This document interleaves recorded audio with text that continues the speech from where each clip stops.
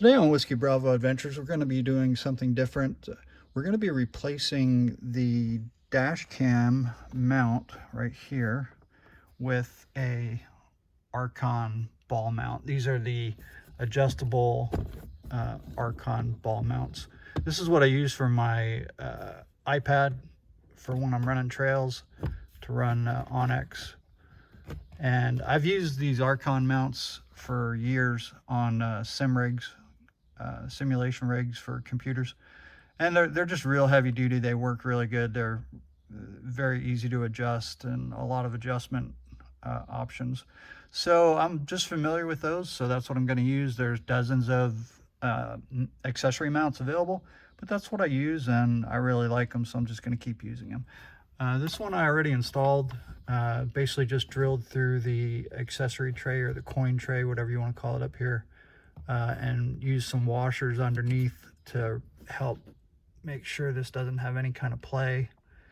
And it's been working really good. It's solid, very solid. And the dash cam, the issue with the dash cam, as you can see from some of the videos when I replaced the hood, I replaced the original Jeep hood with this DV8 heat dispersion hood because of all the heat that's building up under the hood. It's pretty hot out here, and when you're driving 5 miles an hour, there's not really good airflow with the OEM hood. So I wanted to get some of that heat out. So the DV8 hood has a lot of vents. It has that raised center section with the metal mesh that helps let a lot of the heat out. I haven't really noticed any difference with the engine temperatures, but it's definitely letting a lot of heat out. You can feel the heat coming out. So the issue with the dash cam though is that because of the raised center section of the hood, the dash cam sits a little bit low, and now you get half the screen is the raised section of the hood, as opposed to with the original hood where you can kind of see over it a little bit better. And I just kind of want to standardize this mounting. I really like things to be consistent in my world. That's just one of my personality features, we'll say. So yeah, we're gonna swap out the mount for the dash cam with an Arkon ball mount and see if we can get some better flexibility on where that dash cam sits. The first thing we need to do to get started today is we're going to have to remove this plastic accessory bezel here, or the environmental controls bezel. This is just held in with body clips, so all we really need to do is get a plastic body clip removal tool and get under the edge of this. Right here is where they recommend it. You start here with a body tool and you just start prying it real carefully. This will pop off pretty easy. I've already had it off before. So we'll get this off. Once we get this off, there's going to be 2 bolts that hold the bezel for the head unit. And once we remove those 2 bolts, then there's 4 bolts that actually hold in the head unit itself. So we'll go ahead and take those out and just let the head unit kind of drop down.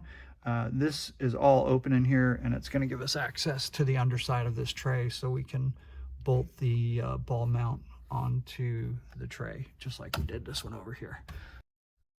All right, so let's get started. Again, as I said, I'm going to be using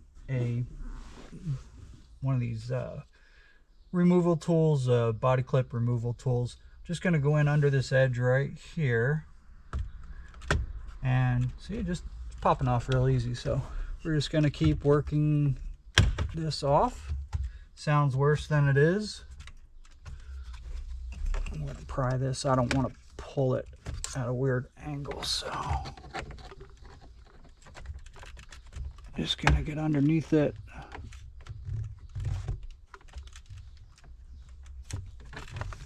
We don't really need to disconnect it or anything like that. Next thing we're going to do is get to these 2 screws right here, these 2 bolts or screws. We'll get those unscrewed, and that'll remove the bezel. All right, so these screws, there's 2 screws that are going to hold this bezel on. They are 7mm. So we're just going to use a little baby ratchet and back these guys out. put them in the cup tray so I don't lose them. Also, a disclaimer, I am not a mechanic. I am just your average guy. So don't think that I have any special skills, because I don't. And this just pops off pretty much the same way. Again, it sounds worse than it really is. It just has these orange body clips. So now we're at the head unit, and the head unit is going to be the same. Has 1, 2, 3, 4 7mm screws. So again, we'll just get these guys out. So this is the ball mount that I'm going to be installing into that little accessory tray up on the dash. It's a regular ball mount. It is going to be on this aluminum block to raise it up a little bit, and I'll show you why that's necessary for what I want to do.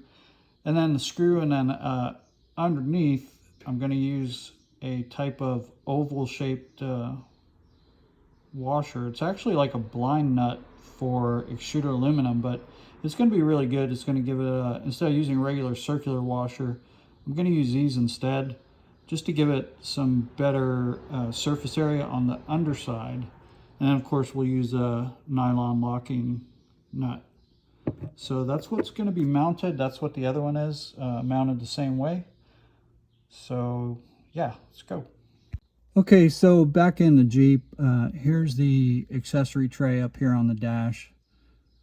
And there's the existing ball mount that I already have. You can see it's on an aluminum block riser.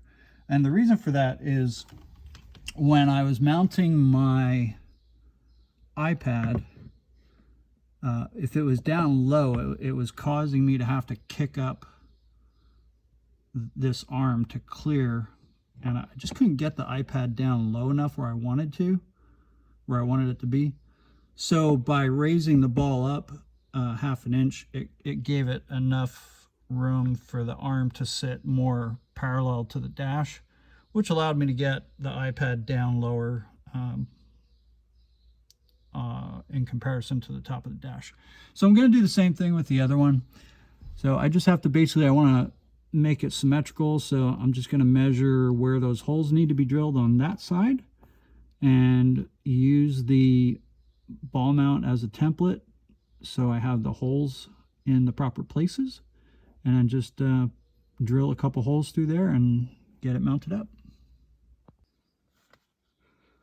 So the biggest issue with trying to mount this is trying to get a hole through the tray, because you can't fit a drill up here because the windshield's right here, and even the stubby drill that I have won't fit to drill. So what I'm doing is I'm using drywall screws. Actually, drywall screw has a pretty sharp tip on it. Hard to get it to focus, but so I'm just using a drywall screw and screwing it in by hand. The tip of the drywall screw is so sharp that it'll just cut right through. It'll just cut right through the plastic, the rubber initially, and then through the plastic. And I'll just use that as a pilot hole. So when I go to put the actual hex nut bolts in, it won't really be that difficult to get them to go through. So let me finish that up. So on this one, I've already run the drywall screw down through the hole in the front here and got it all the way down through the plastic, pulled it out. So now I'll go ahead and take the actual hex head bolt and run it down through there.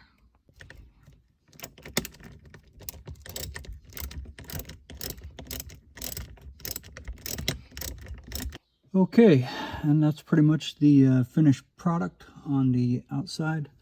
They're pretty consistent, close enough. Can't tell by looking at it with just the naked eye, but yeah, they're pretty strong. I've never had any issues with my iPad not being stable out on the trail. try to get a picture of the inside here, if I can get this to focus. That's the bottom, that's inside under the dash. And again, those oval shaped black pieces of metal, I'm using those to create a little bit more surface area between the nut and the bottom of the dash accessory tray, just so that it spreads any kind of load over as much of the plastic as possible, so that the bolt doesn't just try to rip through the plastic. It's just a different type of washer, really, but that's it. So I'm just going to go ahead and close this up and put the radio head back in and put the bezel back on and finish this up. Okay, so that's the end result there. The camera is mounted, and it is a lot more adjustable than what it ever was. So I'm pretty satisfied with it. I have another mount coming in to replace. I ended up using the arms. I ended up using the arm for this mount, for my iPad mount.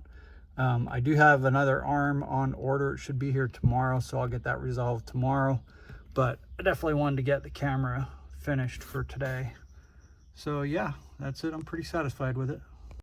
And here's a shot of the camera mount from the front, from outside. It's definitely going to be able to be adjusted to see over top of the raised hood. So yeah, that's it for today. I'm pretty happy with it. We'll catch you on the next one.